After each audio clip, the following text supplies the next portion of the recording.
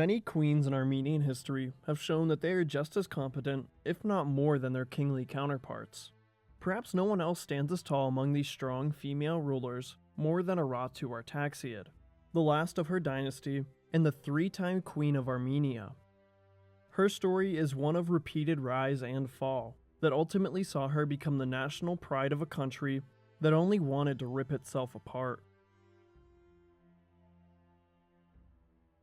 Urartu started life as a princess, being born to the Armenian king Tigran III sometime around 20 BC.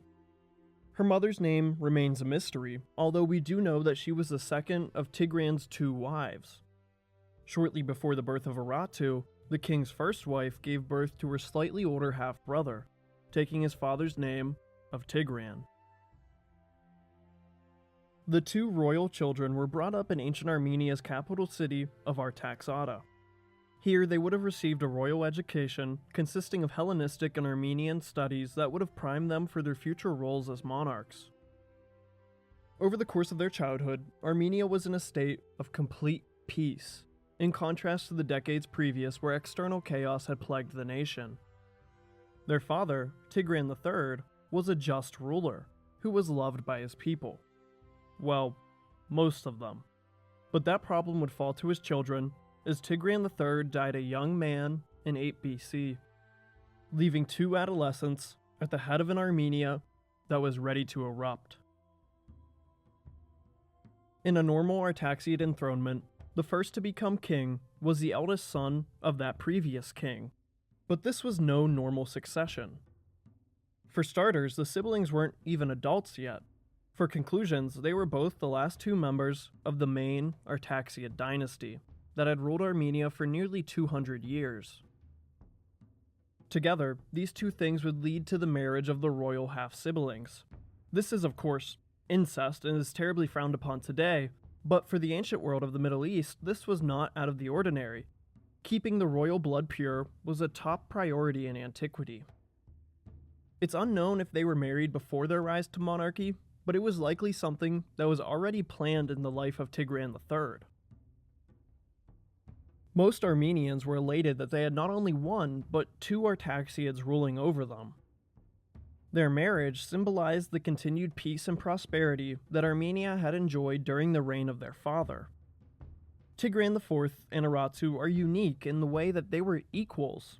She was an autocrat in the same way that her brother was, and on both of their council, they would rule Armenia.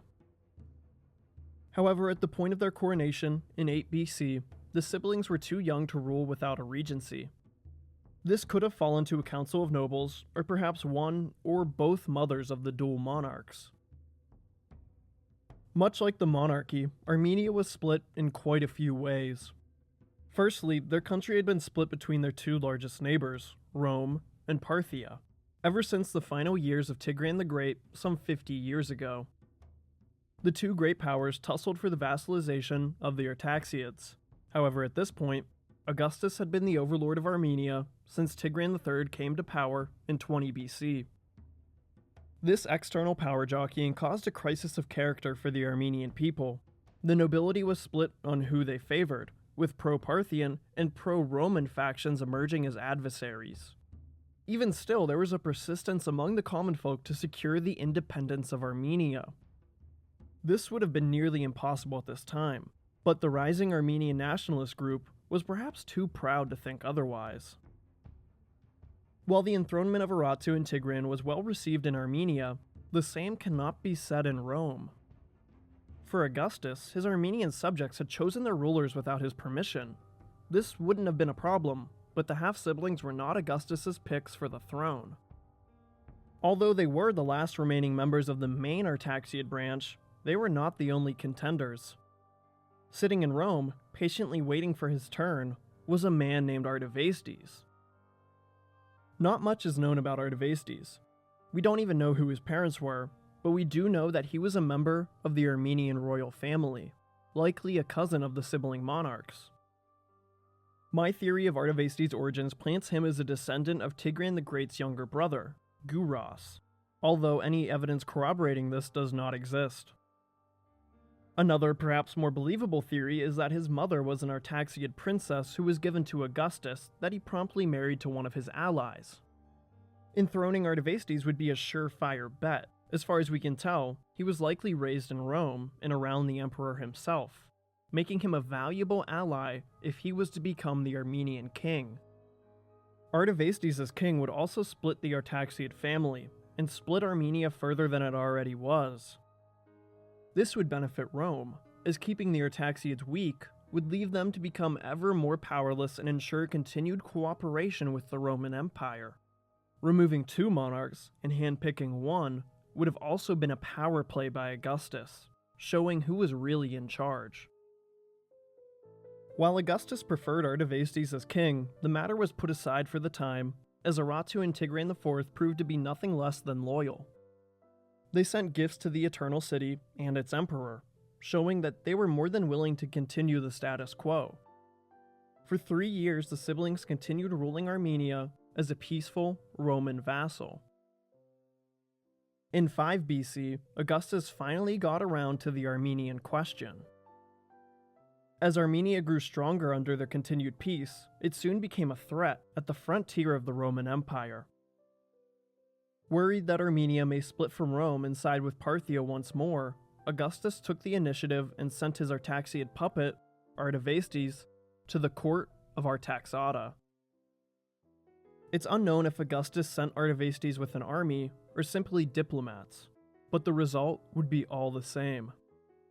Aratu and Tigranes IV were overthrown, and a new sole king of Armenia was crowned in 5 BC, in the form of Artavasdes III.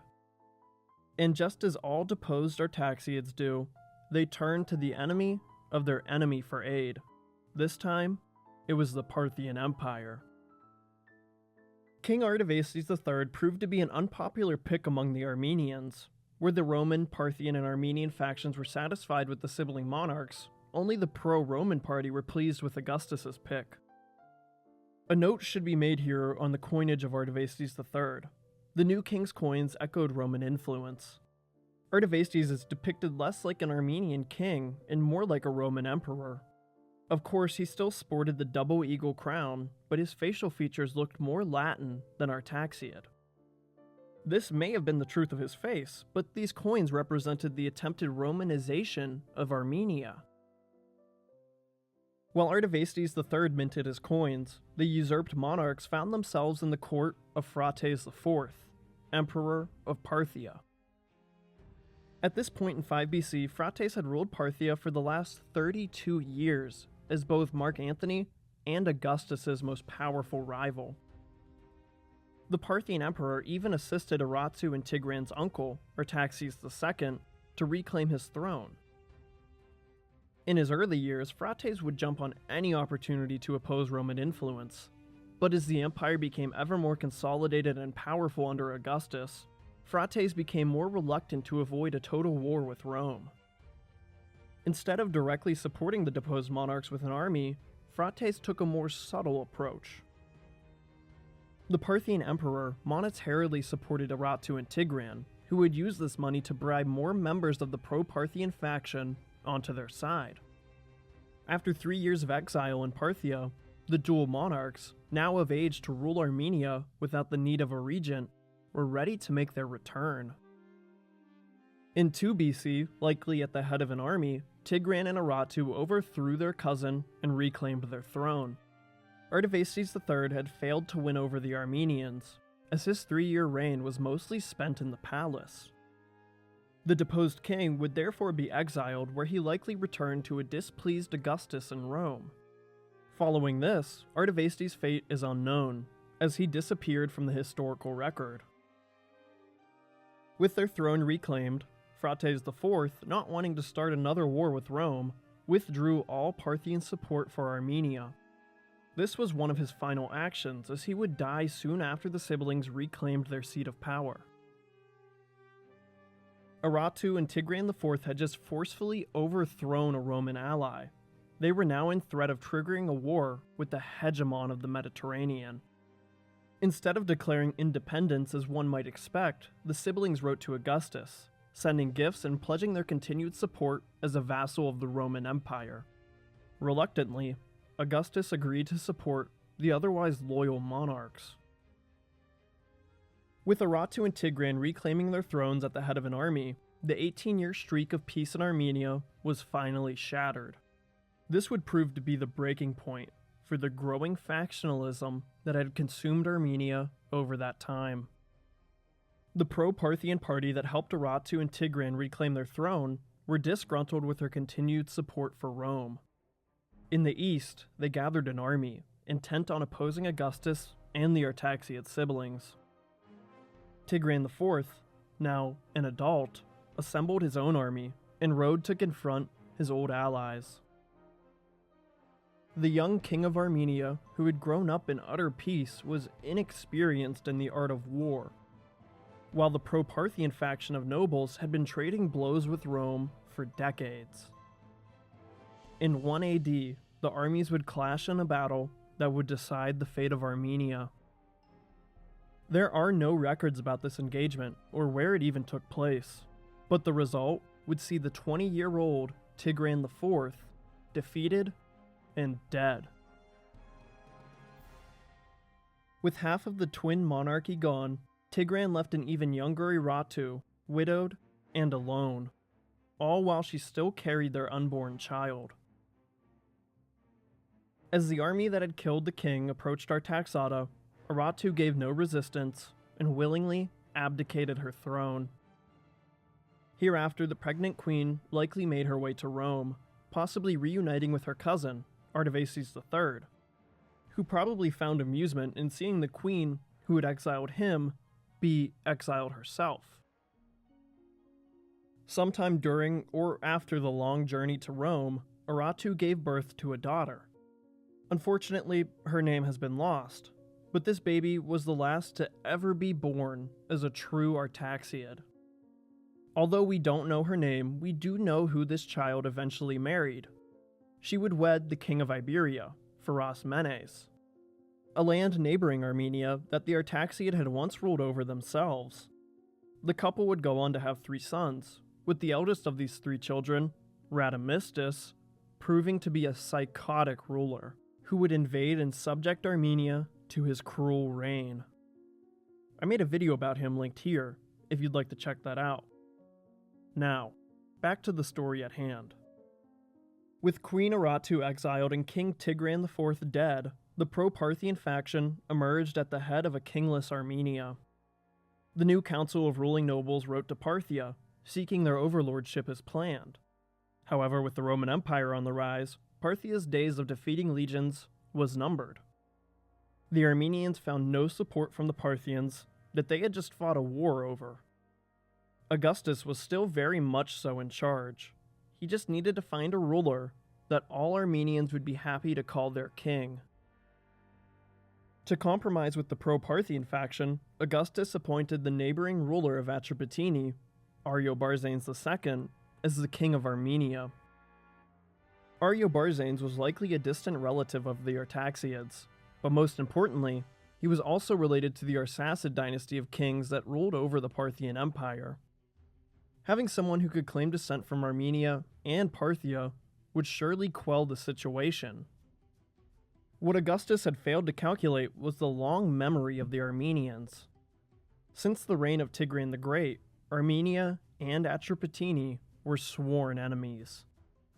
Even the suggestion of this enthronement was enough for the splintered Armenian factions to find common ground and unite.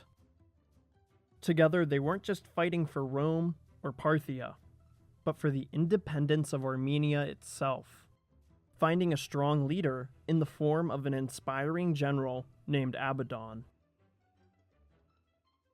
Seeing that the Armenians were less than willing to give up their independence for the first time in 60 years, Augustus sent an army in the direction of Armenia. These legions were led by one of the many heirs of Augustus, his grandson, Gaius Caesar. With their armies combined, Ariobarzanes of Atropatene and Gaius Caesar marched into a hostile Armenia. The rebel stronghold was a city in the far east named Artagira, but before reaching the city, the pair first had to contend with the guerrilla warriors in the mountains of the Lesser Caucasus. This they did in good time, reaching Artagira sometime in 2 AD. A siege would ensue for some time before Abaddon finally decided to give up his fight.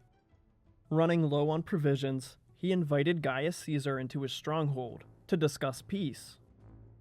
Sometime after entering the fort, with his bodyguard in tow, Abaddon made the signal, and the Armenians closed the gates, pouncing on the Romans. Gaius Caesar was wounded in the brief engagement that ended with his small retinue fighting their way out of the fort, carrying their general out of Artagira with them. Gaius survived the ambush and returned to his camp. Handing command to one of his officers, he ordered for the siege to continue. After a bloody fight, the Romans took Artagira soon after. Showing no mercy after Abaddon's treachery, they killed him and every Armenian nationalist inside. With their leader dead, the task of pacifying Armenia was relatively easy, and complete by 3 AD. With Rome firmly in control of Armenia, Ariobarzanes was formally crowned as king. Showing his dominance over the nationalists, he made his capital of both kingdoms at the city of Artagira. Concluding the Armenian campaign, Gaius Caesar began his journey back to Rome, but he would never lay eyes on the city again. His wound was more serious than anticipated, and he died in the early days of 4 AD, one of the many heirs of Augustus who died before his time. The Armenians may have lost the war, but they would get the last laugh. This time, the next time, and even the time after that. While the Armenian nationalists had been defeated, they were not yet subdued, going into hiding in the mountains, or simply in plain sight. In 4 AD, after only a year of ruling Armenia, King Ariobarzanes was assassinated by them. His succession was followed by his son, a man named Artavasdes, the fourth king of his name to rule in Armenia, and the second of his name in Atropatene. This, however, only served to raise the nationalist fervor, and just like his father, he was assassinated in 6 AD, only ruling for 2 years. For Atropatene, this was the last king that they could give to the Romans. Shortly after the assassination of Artavasdes, a tribe of nomads known as the Dahe took the opportunity to conquer Atropatene, and named their leader, Artabanus, as the new king. With a dead grandson, 2 exiled monarchs, and 2 dead kings, Augustus finally relented. At this point, he had little other options than to compromise with the Armenian nationalists. He knew that if he wanted to keep Armenia as a vassal, then he needed to let them be ruled by one of their own. Or perhaps, 2 of their own. Augustus picked the new king of Armenia, a man unsurprisingly named Tigran, the 5th of his name to rule Armenia. Tigran was a member of the Jewish Herodian dynasty, his grandfather being King Herod himself. Tigran's grandmother was an Artaxiad princess and the daughter of King Artavasdes II of Armenia. Tigran V was born in 16 BC and raised in Herodian Jerusalem. When Tigran was only 9, his father, the future king of Judea, Alexander Herod, was assassinated on the orders of his own father, Herod the Great. Hereafter, Tigran would remain in Jerusalem, bearing witness to his grandfather's growing paranoia, especially in regard to a baby born in Bethlehem. When King Herod died, Tigran left Judea and made way to the court of his other grandfather, King Archelaus of Cappadocia. Finally free of Herod's captivity, Tigran despised him so much that he renounced his Jewish religion and chose to embrace his Hellenistic roots, an Armenian name. He remained in Cappadocia for some time until he was sent to Rome for education, thus leaving another Armenian heir in the palms of Augustus. Following the death of both Atropatene kings in 6 AD, Augustus sent Tigran to Armenia along with an army and another one of his heirs. this one being the future emperor, Tiberius. On the way to Armenia, the Roman army made a pit stop in Cappadocia to pick up King Achilles, who would accompany his grandson to Armenia. The Armenian nationalists finally put down their weapons, as a descendant and namesake of Tigran the Great was once again ruling over them. Tigran V was escorted to Artaxata, which he renamed as the capital. Soon after, he was crowned as the king of Armenia. The nationalists were finally happy with Augustus's pick, but they were not wholly satisfied. While Tigran had Artaxiad blood in his veins, he was a Herodian by birth. The Armenians agreed to accept Tigran V, but only if he reigned side by side with the true Artaxiad queen, Aratu. Aratu made her way from Rome and joined Tigran V at Artaxata, where, for the third time in her life, she was named as the Queen of Armenia. While there is no evidence that Tigran V and Aratu married, they most likely did, to appease the Armenian people. Armenia was once again ruled over by a King Tigran and the same Queen Aratu. With this, the nationalist revolt stopped, and Armenia returned to the long peace that was enjoyed during the Queen's first reign. As before, the dual monarchs held equal power in their kingdom. However, it appeared that Aratu took the driver's seat in their shared rule. After all, Tigran V had never set foot in Armenia before this time. Queen Aratu did her best to restore the prosperity Armenia had enjoyed during her childhood. She was a patron of the arts and funded the reconstruction of many of the buildings and temples that were destroyed during the years of chaos. The coins issued during her third reign would feature the beautiful Aratu on one side, with the dual peaks of Mount Ararat on the other. These twin peaks are the most important mountains in Armenian history, holding a cultural significance even before they became synonymous with the proposed landing place of Noah's Ark. The two mountaintops also represented the dual reign of the Armenian monarchs. These coins are a stark contrast to the coins of Artaxerxes III, who issued his in a more Roman fashion. This helped maintain the Armenian culture, even when under a Roman overlord. During her third reign, Queen Aratu's biggest contribution was her simple existence. As long as she was queen, peace could be maintained. She was somebody that Rome and Parthia could respect, but most importantly, she was loved by her people. While Armenia was undergoing a period of healing, trouble was brewing in the east.